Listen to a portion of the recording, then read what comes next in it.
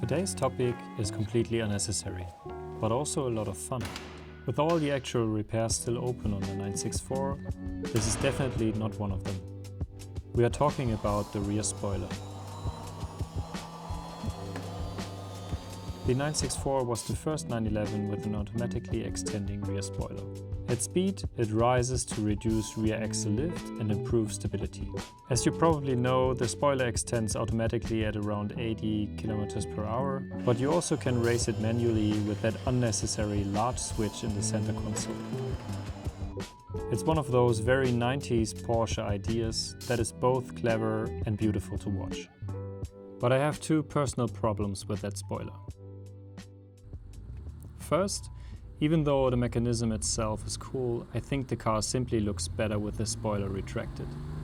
And second, I understand why it comes up at 80, but I don't really understand why it stays up until you slow down to almost a standstill. Just wait with me and feel the pain.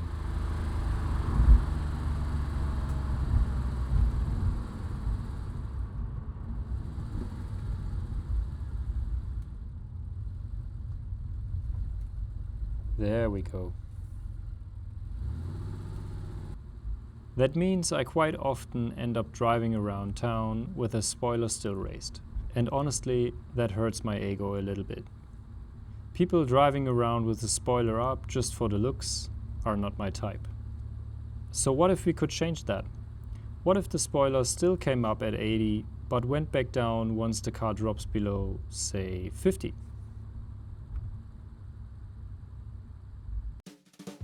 So here's the plan. The spoiler has its own control unit. That control unit receives a speed signal from the car and decides what to do with the spoiler. Above roughly 80 km/h, spoiler up. Below 5, spoiler down. What I want to do is intercept that speed signal, run it through a small controller and modify it the way I want. So for now, the logic is simple. Above 80, send the real speed signal through unchanged. Below 50, send a signal that looks like 0. Easy, right? In theory, that should make the spoiler control unit retract the spoiler earlier. So let's start with the first proof of concept, finding and reading the speed signal. First, we need the spoiler control unit. It sits under the passenger seat.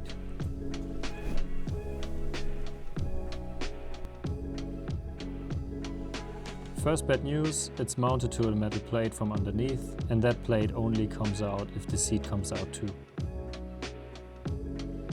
So, seat out. And by the way, these seats are way heavier than they look.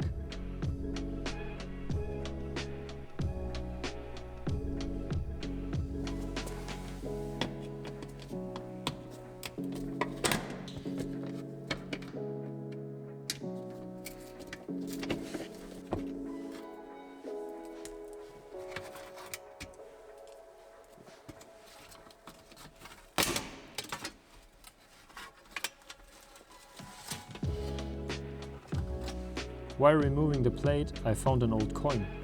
It was probably sitting there for over 20 years and adds another little detail to the car's history in Italy after it had originally been delivered in Germany.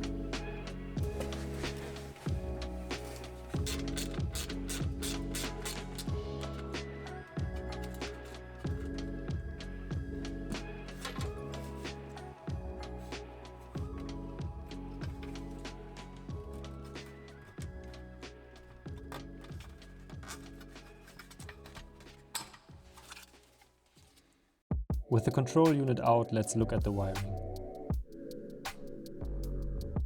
At the lower left of the connector you can see the speed signal wire. How do I know? Because the internet told me.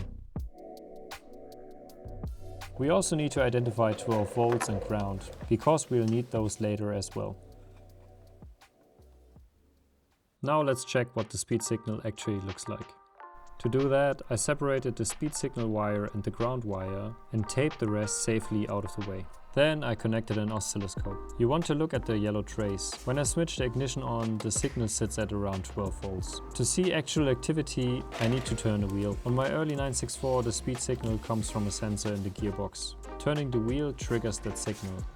And those little yellow drops from 12 volts down to 0 volts, those are the pulses that represents the speed. So the speed signal is basically a 12-volt pulse signal. At low speed, the pulses come slowly, at higher speed, the pulse frequency increases. Now let me introduce the imposter, the ESP32. It's my favorite microcontroller and I've used it in all kinds of projects before. It has a lot of input and output pins and can handle everything from simple voltages to more complex signals. These little boards cost around €5 and are used everywhere, especially in home automation. The classic beginner example is blinking an LED. It sounds silly, but the first time you write a few lines of code and make that happen, you will feel a little proud. But there's one catch though. The ESP32 can only handle 3.3 volts. If we feed it the car's 12-volt speed signal directly, we would kill it. So first we need to convert the 12-volt speed signal into a safe 3.3 volt signal for the ESP32. For that, I use an optocoupler. Sounds complicated, but in practice it's pretty simple. On one side you connect the car's speed signal and ground, on the other side you connect 3.3 volts and ground from the ESP32. Then it just simply outputs the converted speed signal. Before risking the ESP32, I checked the converted signal on the oscilloscope first. Yellow is the original 12-volt signal, blue is the converted one. I wasn't able to scale the traces perfectly, but trust me, the blue pulses are now 3.3 volts. The optocoupler inverts the signal, but that doesn't matter. We can work with it either way. Now we can connect the ESP32 and read the signal. I'll spare you the code details, but the basic idea is this. The ESP32 watches the input pin and counts every voltage change. After a defined period of time, it calculates the pulse frequency from that count. While turning the wheel, I could get it up to 4 Hz. In other words, 4 pulses per second. So that's the reading part done. Now for the writing part. We want to generate the same kind of speed signal ourselves. But again, the ESP32 only outputs 3.3 volts and the spoiler control expects a 12-volt pulse signal. So we need to shift the voltage back up. For that, I use a MOSFET driver module. Again, the name sounds complicated, but the module is simple to use. On one side, it takes the 3.3 volt signal from the ESP32. On the other side, you hook up the 12 volt and ground from the car and hopefully get the converted signal. For generating the signal, I wrote a piece of code with which the ESP32 repeatedly toggle an output pin on and off at a controlled rate, creating a pulse frequency we need. Before connecting that to the spoiler control unit, we go back to the oscilloscope. Now we are looking at the blue trace again. See those pulses? That's a 10 Hz signal. Absolute nerd stuff. So now it's game time. With the ignition on and everything connected, let's see if we can convince the spoiler control unit that the car is moving. Wiring wise, it looks like a complete nightmare and nowhere near complete. But at this point I was committed. Since I hadn't yet measured the real pulse frequency while driving, I simply increased the test frequency step by step in the code. And eventually, at around 86 Hz, the spoiler extends. Nice.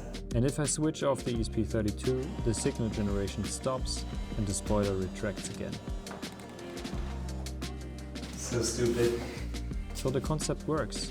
Now I just need to turn this chaos into something that actually can live inside the car and survive real driving. But for now, see you in the next